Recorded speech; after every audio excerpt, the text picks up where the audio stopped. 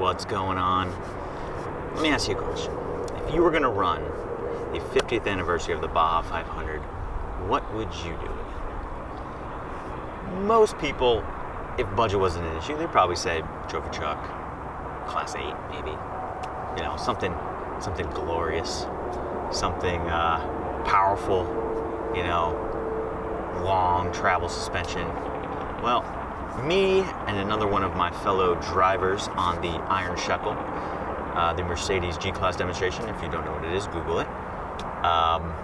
We've decided that our choice to do it would be partially because of, I guess, budgetary reasons of that we don't own any Baja trucks, is that we're going to do it in a 1964 Class 11 Bug. Ah, yes. The stock 1600cc Type 1 sedan class of the Score International series, which does sanction the Baja 500 and Baja 1000. There it is. Soak it in. Look at that. Not zombie green, because zombies don't exist green paint. Little inside joke there. Yeah, as you can see, I mean, that's pretty much what it is. A 1964 Volkswagen Bug. Nothing too crazy special. It's pretty much, yeah, pretty much all original, pretty much there. I think maybe the bumpers aren't, and it does seem to have a 1600cc engine in it, from what I can tell, dual port. But yeah, we picked it up at night, so we had to kind of hot wire the headlights, as you can see there. Yeah, basic wiring in the Type 1. Nothing too crazy. Fuel tank right here. Gets all right, decent fuel mileage. Not too horrible. What is kind of crazy is we also had to wire the taillights. So we have this little EXO wiring job going back to the taillights there, just to get it home. Here is the 1600 cc's of air-cooled fury there. Sollux Carburetor. Very, it's kind of a shadow there. Very simple, very basic, nothing too crazy, as you can see, because you really can't run anything crazy in Class 11. They're pretty limited. It does have the 5-lug wheels. We decided to go with this older, the earlier ones, because it does have the Kingpin front end and the solid reactor, which we feel would be a little bit more robust. As you can see, nice sunroof delete there with the Gorilla tape. Here's the interior, white stock seats, a little bit of flame stuff on the dashboard there. Stock steering wheel, fuel gauge doesn't work. Little bit of rust on the pans. You got the rollerball throttle there, which is a roller wheel throttle, which is kind of tricky to get used to. So are floor hinge pedals. What is also nice about this one, it came with a variety of different seat belts, none of which are connected. Yeah, but I mean, pretty basic. I think the car might have been blue at one time, or somebody got kind of crazy with a spray can. But now it's green, and we'll see if it stays that color. I guess it will depend. That's the interior there. I mean, nothing too crazy. Pretty basic, but let's go take it for a drive. It does run pretty good.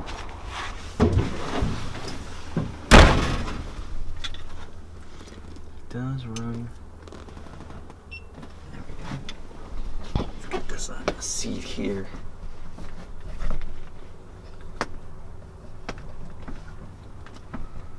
Hopefully that stays. I'm not making any promises. All right. It does also come with a couple different handles here. I found the best one is this one with the lightning holes in it, and you do have to keep that handy for getting out of the vehicle because it doesn't stay attached. You also notice Gotta leave the glove box door open because it doesn't really latch. Oh, you do get some nice kitchen decor on the ashtray there. So there's a nice touch. Let's see here.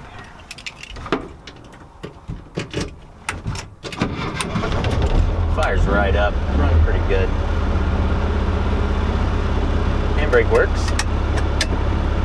Alright. Does have a 4-speed on the floor. Shifter is probably could use some adjustment.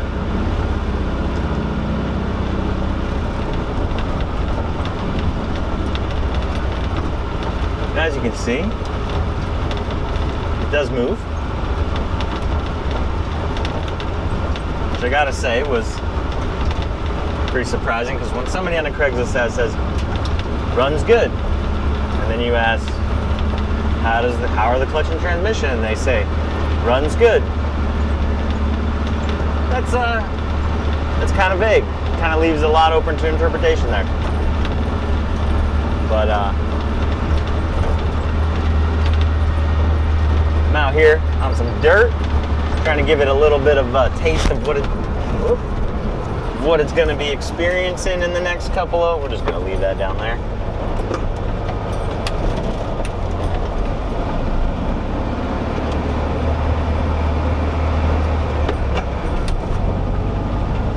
All right, second gear. Do smell a little bit of fuel. It seemed to be when I was filling it up that the top of the fuel tank, where the sending unit wire comes out, had a little bit of so I guess as it's sloshing around, it's making the nice fuel smell come through the cabin there. It does have very vague steering. Everything in this vehicle, when it comes to driver input, is kind of, we'll say, a suggestion.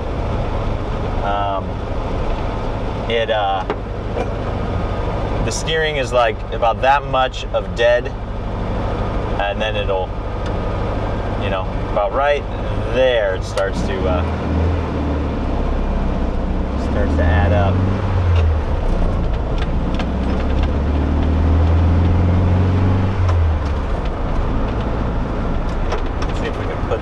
Now that we're on smoother ground here.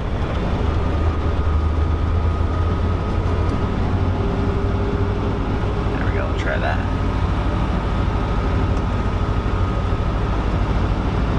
See if that stays.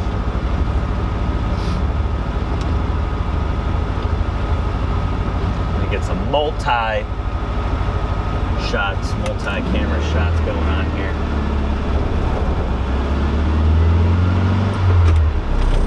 All that torque, thinking it fall off.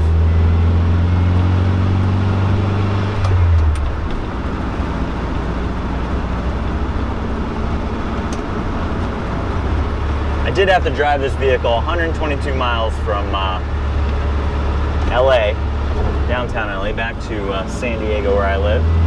Because that's where the engine and transmission will be being removed at before it heads off to Moab, Utah. Have the cage and suspension worked on, and it was interesting. The 5 in a car like this, which goes max 60 miles an hour, 65 on downhills. With cars flying by you at 80, 90. Did it later in the evening, so that okay, that's it. We're not. Did it later in the evening, so to not have too much of a problem.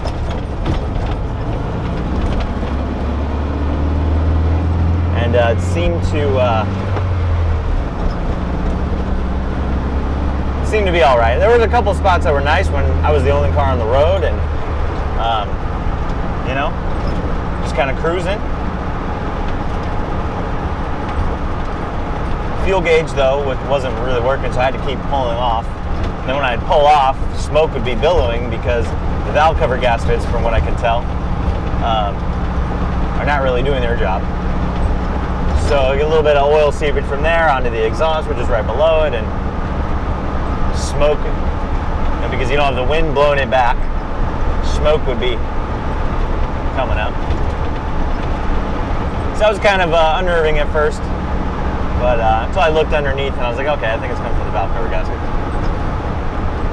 But it took it easy. Got it back here. So here's that steering I'm talking about. That's right there. It starts to go. Right there. There's a left. So when you're cruising down the freeway at 60, you've really got to like move the steering wheel around to keep yourself in the lane, especially on the 5, which is kind of, up and down hills and back and forth. And there's spots where you've got to like maneuver, and then you've got a big rig flying by you, creating this huge wake of air, like a big freight liner cruising by you in like a raft, and just pushes you around.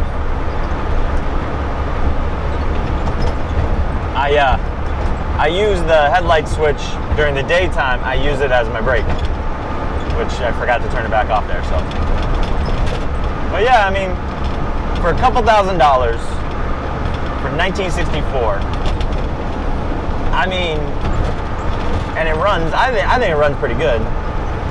Clutch does slip a little bit when you try to go over like 3/4 throttle. I think it runs pretty good for a couple $1,000, and driving around the city, not too bad. I mean, it could use,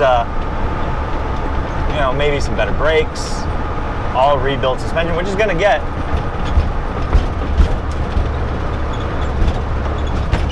But other than that,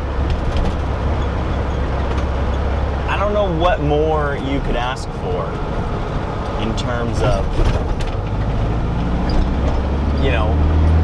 Craigslist, and you're looking to do something like the Baja, where you don't need something that's, concourse. Because I mean, you could go on Craigslist and you could find these that are like ready to do a show, and be judged for like $6 or $7 grand, around there, or like good condition ones. Let's not say concourse, but like good condition ones. And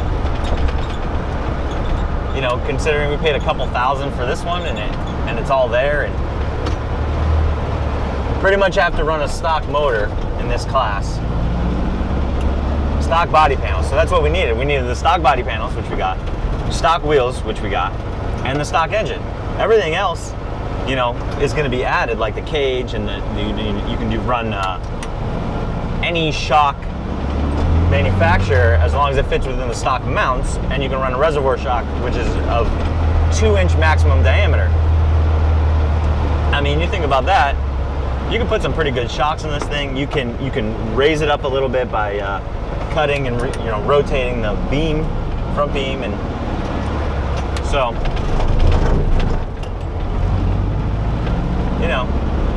it's going to be rough, but that's the whole point. It's the hardcore of the Baja racing classes, and that was the point for us choosing to do it, paying those Baja dues,